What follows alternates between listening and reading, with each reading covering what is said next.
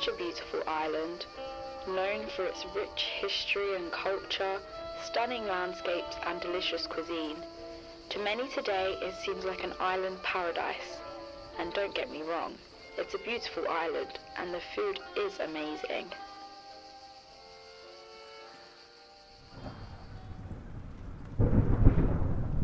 Evening and moving our way, and that'll bring rain at least across southern parts late on tonight and during the course of tomorrow, and pick the winds up again. But in the 1960s, my grandparents, along with many others like them, left to start a new life in the UK.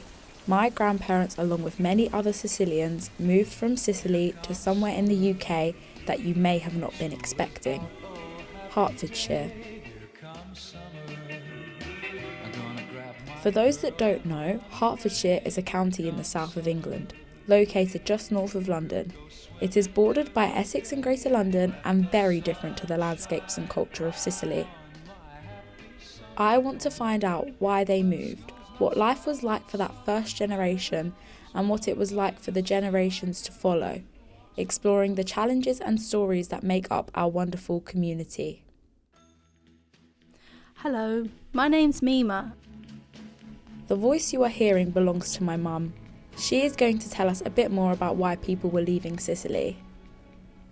So my father came to Hoddesdon originally with his brother in 1959. Jobs have always been scarce in Sicily.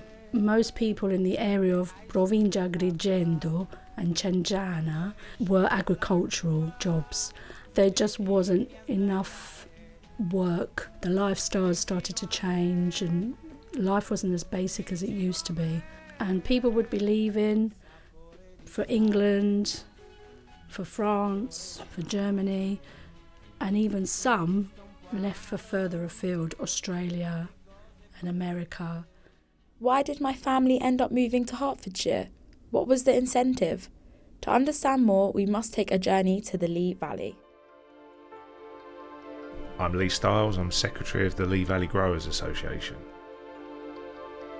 Welcome to the Lee Valley. Looking at this peaceful rural scene, it's hard to imagine that we're only 13 miles from the centre of London. But within this apparently tranquil landscape lies an important and vibrant industry. Around the early 1950s, the UK government realised that they didn't have enough people to work in horticulture. Due to the war, we just didn't have enough people to pick the fruit or work in the glasshouses. During and after the First World War, the government encouraged food production and the glasshouse area increased rapidly and became known as the Sea of Glass. The government at the time issued a 4-year visa and opened it up to Italy. It was dubbed the Cucumber Passport, so a lot of Sicilians came over on these 4-year passports, and ultimately they worked in the glasshouses and they stayed. So the English owners sold their nurseries in the Lee Valley, and the Italian Sicilian workers bought the glasshouses, stayed, and they're still here today. So over 70% of our members are of Sicilian descent, so settled in and around Hoddesdon, just over the river to where the glasshouses are in Nasing and Roydon. Hoddesdon has the largest concentration of Sicilians anywhere in the world outside Sicily. So there you go. My family came to the UK to grow cucumbers. Some people are unaware of just how important the Lee Valley is. We have around 450 acres of glasshouses in the Lee Valley. In the heyday, in the 1960s, the Lee Valley had 1,100 acres of glasshouses, which was the largest concentration of glasshouses in the world at the time. But in the 450 acres we have now, we produce 100 million sweet peppers a year, 80 million cucumbers, thousands of tons of tomatoes, and 20 million aubergines every year. We grow 3/4 of the UK's cucumbers and sweet peppers, so that gives you an idea of how important the Lee Valley still is today. The skill and experience of the growers in the Lee Valley is known throughout Europe, as is the quality of the fine crops they raise in their sea of glass. Vincenzo Ciccarillo. I'm a grower in the Lee Valley and have been there since just before 1990. My dad came over in the mid 60s, and within a year or two he was working on a site growing cucumbers and tomatoes. The Lee Valley went from maybe 7 or 8 families owning all of it to maybe 25, 30 families all owning a smaller portion. The site we're at now in Roydon, we came there in the mid-70s. Yeah, we just went from there really. All the greenhouses at the time were wooden, so it was a lot of very, very labour intensive. But eventually, businesses grew and we managed to expand. So that's how, everybody started. Not everybody was happy with this arrangement. Many were unsure about Italians beginning to own these glass houses. This is an extract from a local newspaper at the time, highlighting the attitudes and changes to the local area. In 1965, there were only 14 Italian growers in the Lee Valley, stretching from Ware, Hertfordshire to Enfield, Middlesex, and from Epping, Essex to Hatfield, Hertfordshire. The cucumber is the valley's main produce. Waltham Abbey is one of the areas mostly affected by the Italian influx. Along the Crooked Mile, the road to Nasing, Essex, there are so many Italian-owned businesses that it is referred to by the residents as the Italian Mile.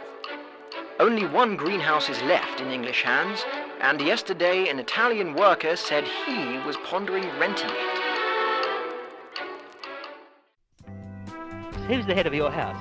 I am. Are you married? Yes. You have a husband? Yes. Would he say the same thing? Yes. Sicily was very different to the UK in the 1960s. The UK was a bustling metropolis in comparison to the rural mountains of Sicily. The UK was moving quicker, and the 60s marked a decade of profound transformation, with the rise of youth culture, the civil rights movement, and the beginning of the feminist movement. Swinging London, changing London, down with the old, up with the new. Long hair for men, trousers for women. It's all very confusing. Contrasts, exuberant, extrovert, exhibitionist. Be prepared for anything. That's our advice. It may have been difficult to adjust to life in the UK. So this was obviously the mid-1960s. I think life was quite challenging for them. There's always stories used to come out of the first days that they were here and the language barrier that they had. Trying to go to the shop, there wasn't supermarkets, you had to go in and ask at the counter what you wanted, and the feeling I got was that Mum and Dad always felt very welcomed, and so people were very helpful and they went out of their way to make sure that they understood what they wanted. I do recall my mum in the first years, she needed to start to learn a bit more English, and she always said she found 2 lovely English sisters that she worked with that would take the time and effort to teach her the words. So there was plenty of people that understood the challenges that my parents were facing with the language and really did want to help. They made a difference. Moving on from the 1960s, let's move to the 1980s. Will the miners be driven into a nationwide strike? But there's also a lot of talk tonight about how much longer before the order is given to reoccupy the Falklands. And it's called the compact disc, the biggest revolution in the recording industry since the invention of the long-playing gramophone record. Mrs. Thatcher said this may be the last chance for a peaceful settlement. What's up with him? Oh, some old tart's giving him the set. I wondered what it was like for the second generation, being the children of immigrants in Hoddesdon. How was life growing up in the 80s? I think at the time, looking back, most people were growing up knowing that, they had neighbours that were from Italy. They didn't quite understand. Some people didn't even know where Sicily was, which seems a bit odd now. They would just hear a funny name in the register and they'd have a little sniggle and like, what's her name? And you'd kind of stand out, really. You stood out, There was a little bit of prejudice, there was. Like I said, I always felt privileged because, in my house, it was like being in Italy, and out the door, I was in England, and to me, I had the best of both worlds.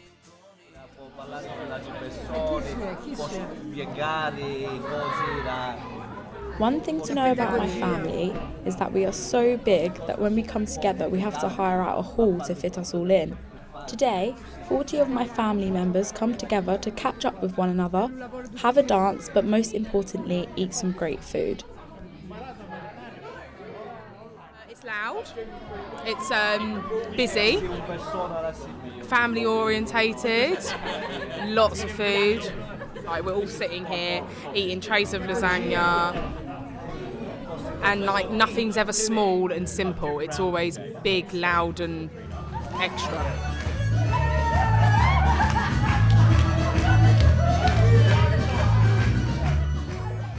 Most of my family has a very similar story about the challenges of growing up second-generation Sicilian in the UK.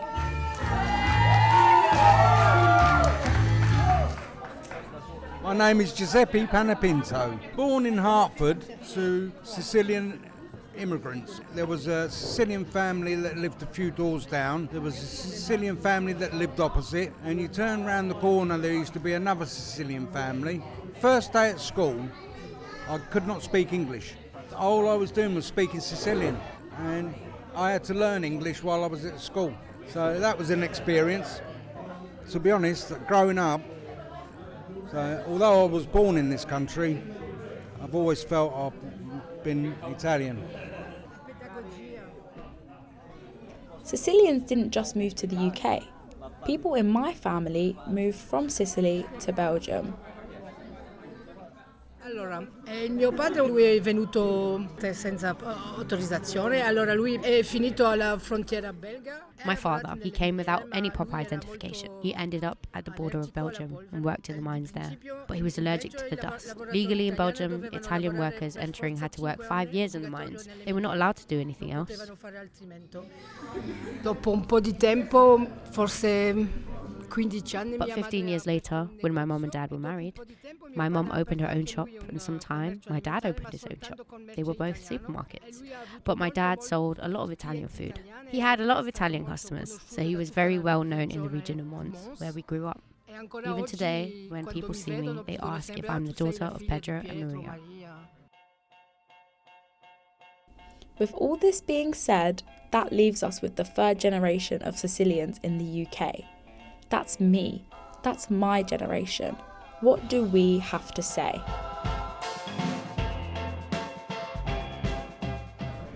My name's Lucrezia Sanzeri. You can call me Carlo if you like. My experience growing up was that I definitely felt Italian when I was here. I learnt both languages pretty much at the same time. And I think the overriding feeling I had when I was growing up was that when I was in England, I was Italian. And when I was in Italy, I was English.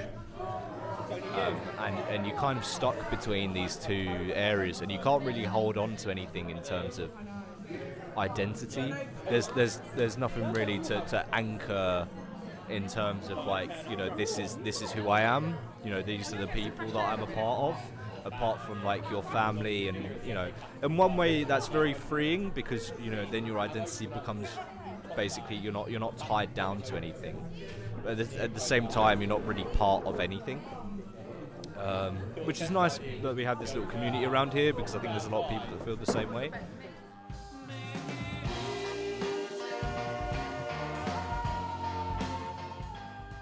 He's right, it's definitely confusing. Let's just say when England and Italy play a game of football, I'm never really sure what team I should be supporting. But I think the point is that I don't have to decide. My life and upbringings are influenced by England, but also Sicily. Growing up in a tight-knit Italian community has allowed me to stay closer to my Sicilian side. The community has kept me feeling a part of it. I'm so grateful for my grandparents for making that brave decision so many years ago to make a better life for us all. And despite the cold rain, our community is a slice of the Mediterranean sun. It's crazy how a small town in Hertfordshire can feel so much like Sicily.